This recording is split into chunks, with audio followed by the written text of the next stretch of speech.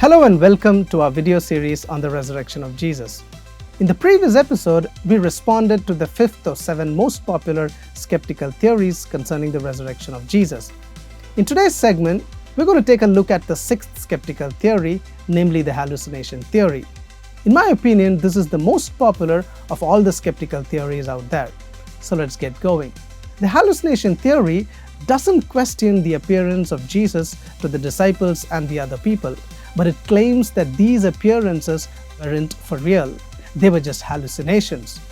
After all, the disciples had been under a lot of stress. They had lost their beloved Lord, remembered that he had predicted to rise on the 3rd day, and then their mind was just playing tricks with them.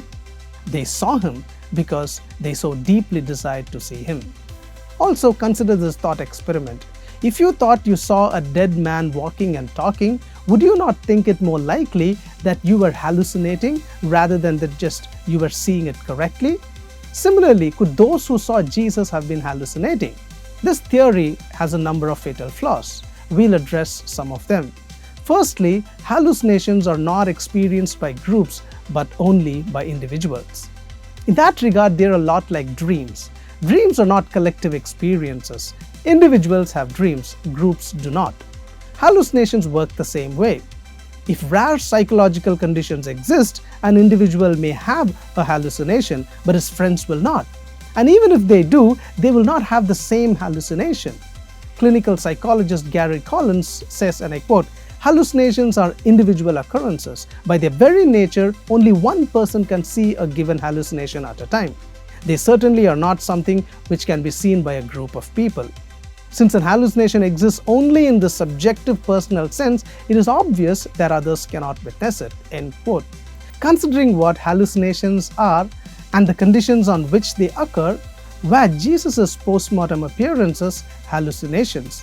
Certainly no, because Jesus did not appear once to just one person. He appeared on a dozen separate occasions in a variety of settings to different people over a 40-day period. For instance, Mary Magdalene, the disciples, 2 disciples at Emmaus, fishermen, James, and we see in 1 Corinthians 15, 3-8 that he even appeared to 500 people at once. When Paul wrote about the witnesses in 1 Corinthians 15, 6, which is dated to almost 54 to 57 AD, he states that most of these 500 witnesses were still alive, and that any reader could check the truth by questioning them. He could not have done this and gotten away with it if it were not true, especially considering the power, resources, and the number of his enemies. Remember, the 500 witnesses saw Christ together at the same time and place. This is even more remarkable than 500 private hallucinations at different times and places of the same Jesus. How can 500 people have the same hallucination of a living Jesus at the same time and the same place? Therefore, as hallucinations generally are individual experiences, this would seem to place these approaches at odds with the current scientific knowledge on the subject. Secondly, even if it could be possible that groups of people witnessed hallucinations, applying the hallucination and similar subjective thesis to Jesus' resurrection appearances is severely mistaken across several disciplines and at several points. For instance, it is argued that expectation and emotional excitement are prerequisites before such group experiences will occur. In fact, expectation plays the coordinating role. But this scenario contradicts the emotional state of the early witnesses of Jesus' resurrection. As those recent events unfolded in Jesus' physical beatings, crucifixion, abandonment, the normal response would be fear, disillusionment, and depression. To suppose that these believers would exhibit expectation and emotional excitement in the face of these stark circumstances would be incorrect. All the indications are that Jesus' disciples would exhibit the very opposite emotions from what is generally conveyed as the necessary requirement. Thirdly, the appearance of Christ lasted for too long to be a hallucination. Hallucinations usually last a few seconds or minutes, rarely hours. In Acts 1:3, we see that the appearance of Christ lasted for 40 days. One must also ask questions like, why did the hallucinations stop after 40 days? Why didn't they continue to spread to other believers, just as the others had? Fourthly, if the appearances were just hallucinations, then Jesus' body should have been located safely and securely in its grave just outside the city of Jerusalem. that body would undoubtedly be a rather large disclaimer to the disciples' efforts to preach that Jesus was raised.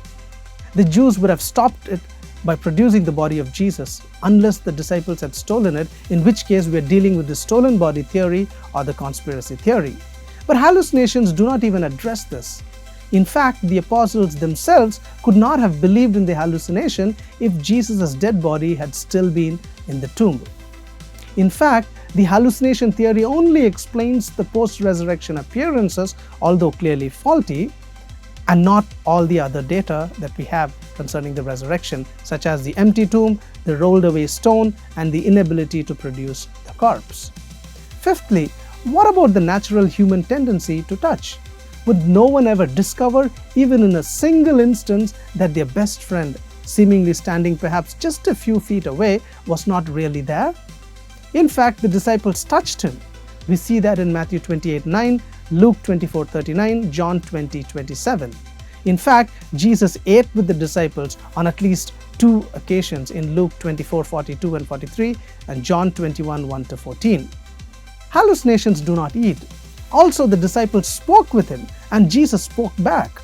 Hallucinations do not hold profound, extended conversations with you. Unless you have the kind of mental disorder that isolates you, but this hallucination conversed with at least 11 people at once for over 40 days, as we see in Acts 1:3. Therefore, in sum, the hallucination theory does not make sense given the historical facts we have about the resurrection of Jesus, such as the empty tomb, the rolled away stone, and the inability to produce the dead body of Jesus. Also, applying group hallucination and similar thesis to Jesus' appearances is severely mistaken. For these reasons, the hallucination theory is severely flawed and it is not to be believed. Thank you so much for watching. If you do have questions or comments, please let them know. And if you have not subscribed to this channel, please do subscribe. We'll look at the last of the skeptical theories concerning the resurrection, namely the myth theory, in our next episode. So stay tuned and God bless you.